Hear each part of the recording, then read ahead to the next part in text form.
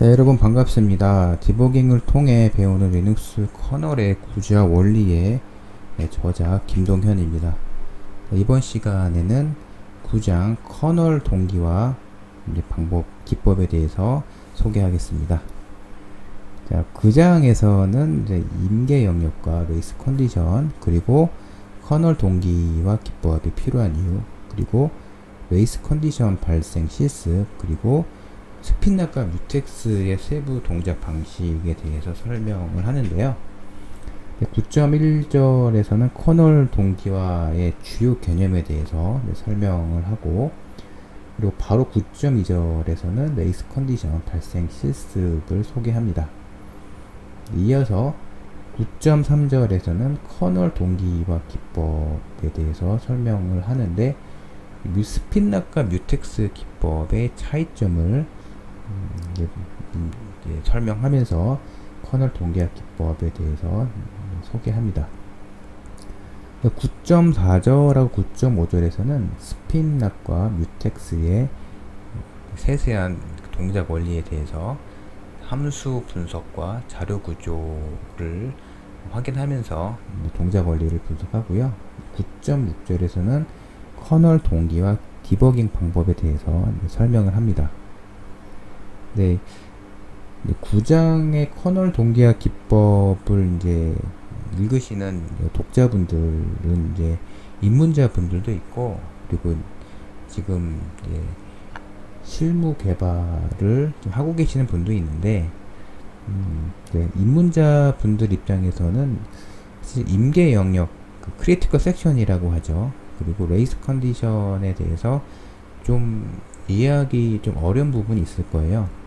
그러니까 만약에 컴퓨터 공학과의 전공 과목인 운영체제 과목을 이미 들으셨다면 이미 임계 영역과 아니면 레이스 컨디션에 대한 이미 개념을 파악하고 계실 것 같은데, 사실 운영체제 과목을 안 들으시는 분도 있잖아요.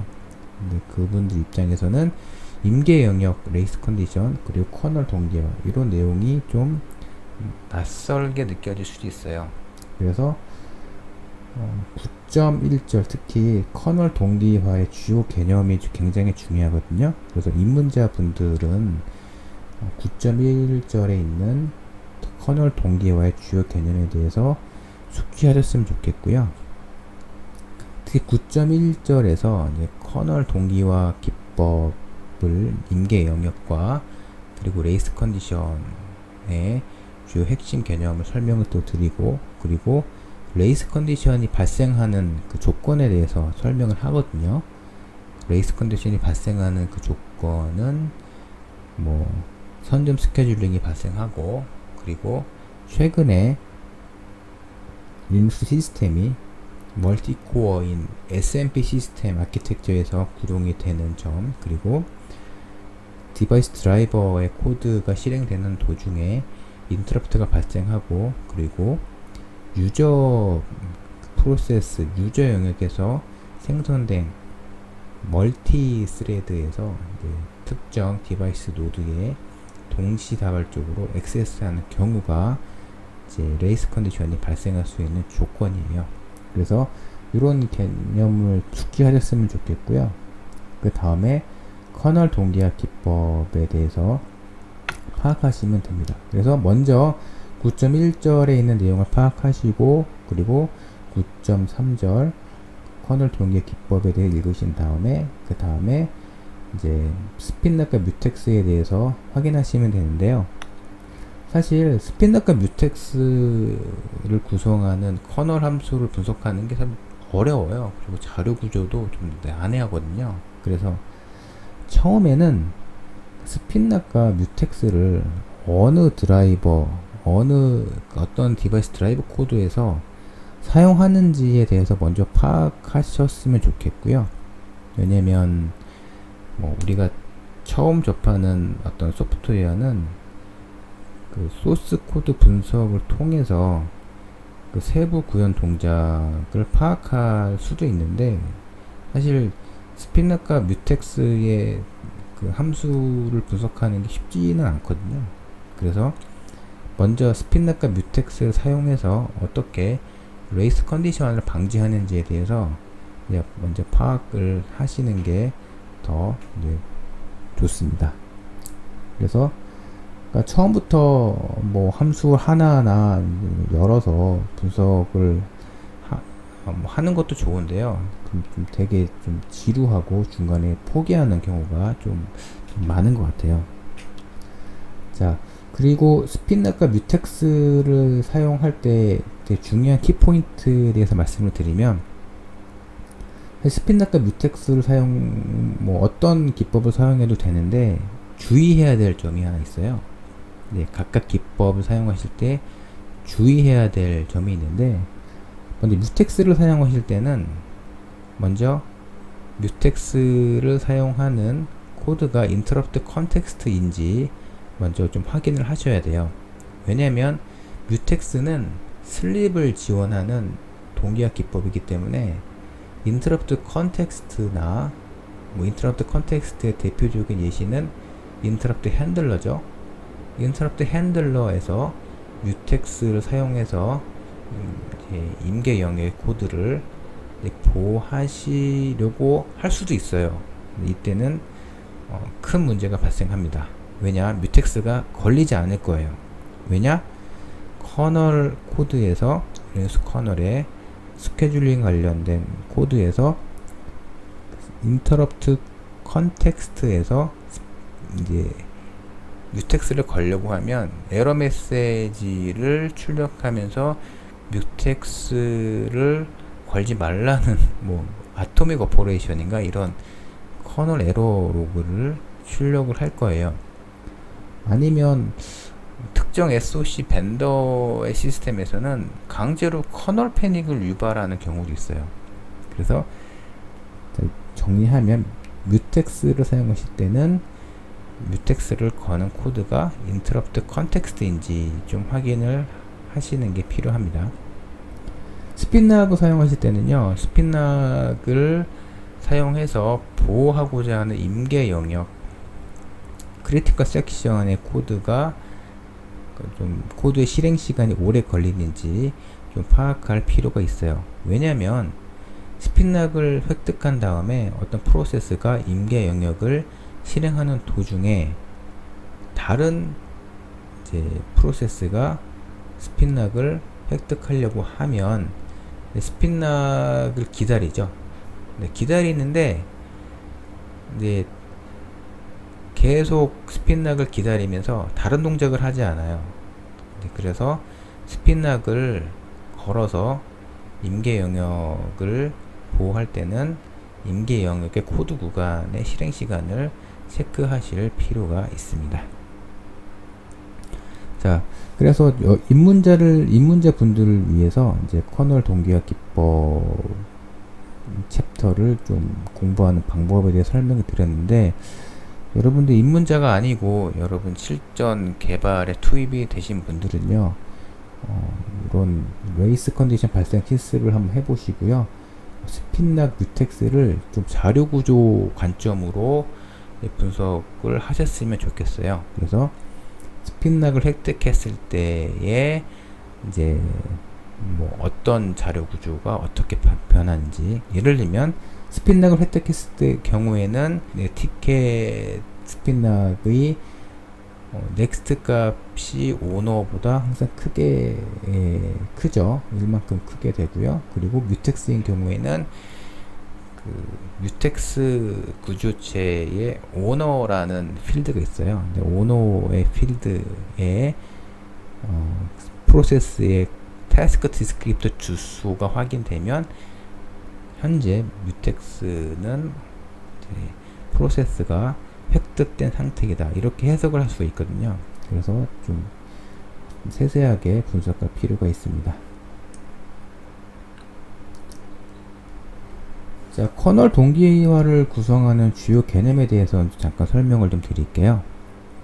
그래서 먼저 임계 영역에 대해 설명을 드리면, 임계 영역은 2개 이상의 프로세스가 동시에 실행하면 동치성 문제를 일으킬 수 있는 코드 블록을 의미하고요. 임계 영역의 2개 이상의 프로세스가 동시에 어떤 코드 연산을 수행하는 상황을 레이스 혹은 레이스 컨디션이라고 말합니다. 기존 운영체제 책에서는 임계 영역이나 레이스 컨디션의 이해를 돕기 위해 화장실을 좀 예로 드는데요. 그러니까 저도 이 전통에 따라서 화장실을 예를 들어서 설명을 했어요. 자, 보시면 A하고 B가 있는데요. 그러니까 사람이에요. A가 B가. 그런데 자, 화장실에 들어가는 과정을 좀 설명을 드리면 A가 잠금쇠를 확인하고 이제 화장실에 들어갑니다. 화장실에 들어가서는 잠금쇠를 잠그고 용물을 보기 시작하죠. 그런데 용물을 보는 이제 요 구간에 B라는 사람이 화장실에 진입이 시도해요. 요 화장실에. 그러면 잠금쇠가 잠겨 있어서 화장실에 들어갈 수가 없죠. 그래서 또 B라는 사람은 계속 기다립니다. 근데 화장실은 계속 A라는 사람이 용물을 보고 있죠. 그래서 A라는 사람이 화장실에서 용물을 보는 이제 요 구간을 이제 임계 영역이라고 설명드릴 수 있고요. 자, 근데 A라는 사람이 화장실에서 용물을 마무리하고 잠금쇠를 풀면 B라는 사람은 화장실에 들어갑니다. 그래서 이제 B라는 사람이 이제 잠금쇠를 잠그고 용물을 시작하고 용물을 마무리했는데 화살표 구간 있죠. 화살표 이 구간을 임계 영역이라고 이제 말할 수 있고요. 그래서 한 사람이 사용하는 화장실을 임계 영역, 이 화살표 구간을 임계 영역이라고 설명드릴 수 있는데, 그런데 A라는 사람이 화장실에 들어갔는데 잠금쇠를 잠그지 않았어요. 그러면은 B라는 사람은 잠금쇠가 잠겨 있는지 점검하는데 잠겨 있지 않으니까 문을 열겠죠. 그러면 이제 화장실에 이제 A가 용물을 보고 있는데 B가 들어가죠. 그래서 화장실에 두 명의 사람이 함께 들어가는 상황이 좀 굉장히 난처한 상황이죠.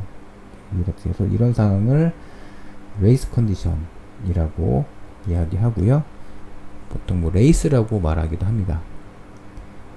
자, 그래서 커널 동기화를 구성하는 핵심 개념이 이제 임계 영역, 크리티컬 섹션이라고 말하고요. 그리고 임계 영역을 오염시키는 그런 조건을 레이스 컨디션이라고 이야기합니다. 자, 근데 레이스 컨디션은 왜 발생할까요? 이런 고민을 하는 시간이 좀 굉장히 좀 중요하다 생각이 드는데요.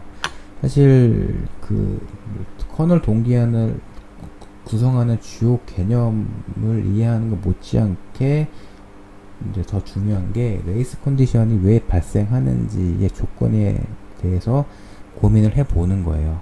왜 그러냐면 레이스 컨디션이 발생하는 이유에 대해서 확실히 점검을 해야지 그 레이스 컨디션을 방지할 수 있는 그 문제 해결 패치를 생성할 수가 있거든요. 만약에 인터럽트가 발생해서 레이스 컨디션이 발생하면 임계 영역 코드 구간이 실행되는 동안에 인터럽트가 발생하지 않도록 어떤 조치를 취할 수가 있죠. 그리고 혹시라도 선점 스케줄링으로 레이스 컨디션이 발생하면 임계 영역 코드가 실행이 되는 구간에서 선점 스케줄링이 실행하지 않도록 이제 어떤 코드를 추가해야 돼요. 자, 이런 이제 요인들이 있는데 레이스 컨디션이 발생하는 가장 큰 이제 환경적 요인은요, SMP 아키텍처예요. SMP 아키텍처란 무엇이냐면 하나의 시스템에 다수의 CPU가 한 개의 메모리에 액세스하는 컴퓨터 시스템 아키텍처를 의미해요.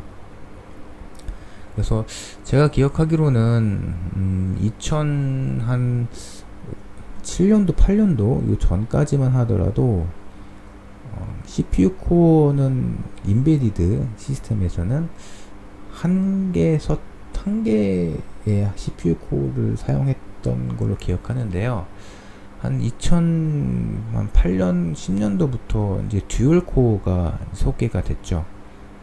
근데 현재 같은 경우는 이제 모바일 폰 기준으로 CPU 코어의 개수는 대부분 4개에서 8개가 적용이 되고 있고요. 이 책의 실습 보드인 라즈베리 파이 경우에는 CPU 코어 개수가 4개예요. 그래서 현재 대다수의 리눅스 시스템은 SMP 아키텍처, 즉 멀티 CPU 환경에서 구동이 되는 상황입니다. 그래서 이런 상황에서는 서로 다른 CPU에서 실행 중인 프로세스가 같은 코드나 함수에 접근을 하기 때문에 레이스 컨디션이 발생하게 됩니다. 근데 간혹 그 시스템의 성능보다 안정성이 정말 중요한 그런 이제 프로젝트나 시스템에서는 일부러 CPU 코어를 하나만 탑재하는 경우가 있어요. 이제 그래서 그 조건 환경에서는 레이스 컨디션이 발생할 확률이 더 떨어지거든요. 자, 그렇고요. 레이스 컨디션이 발생하는 요인 중에 하나가 선점 스케줄링이에요. 그래서 여러분이 입력한 코드 블럭이 실행하는 도중에 선점 스케줄링이 될 수 있어요. 그래서 그 코드 블럭 임계 영역에서 선점 스케줄링이 돼서 어떤 우리가 예상치 않았던 그런 데이터가 변경이 된다거나 다른 함수가 호출이 돼서 어떤 레이스 컨디션이 유발이 될 수가 있어요. 그 다음 레이스 컨디션의 발생 요인은 인터럽트인데요. 어떤 CPU 코어에서도 인터럽트는 발생할 수 있는데 가끔 보면 특정 함수를 실행하는 도중에 인터럽트가 발생해 같은 함수에 진입을 할 수가 있어요. 이건 하나의 예시인데요. 그래서 어떤 디바이스 드라이버를 초기화하는 과정에서 정확한 어떤 그 시퀀스를 이제 줘야 되는 경우에 인터럽트가 발생하면 사실 예기치 않은 지연이 발생할 수 있거든요. 그래서 그런 경우에는 이제 특정 코드 구간에서 인터럽트가 발생하지 않도록 이제 코드를 작성할 수 있습니다. 그 다음으로는 유저 프로세스에서 스레드 핸들링이 이제 레이스 컨디션을 유발하는 요인인데요.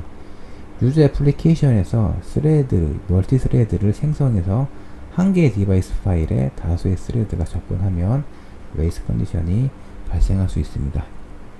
이제 마지막으로 이제 레이스 컨디션에 대해서 말씀드리고 싶은 게 지금 이 책을 보시는 분이 이제 미래의 그 리눅스 시스템 개발자가 되기 위해 준비하시는 분도 있고, 그리고 지금 실전 프로젝트를 통해 개발 중인 이제 개발자 분들도 있는데요.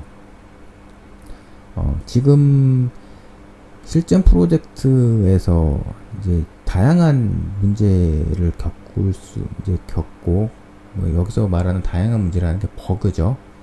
그런데 많은 실전 프로젝트에서 이런 레이스 컨디션 때문에 많은 개발자 분들이 굉장히 고생을 많이 해요.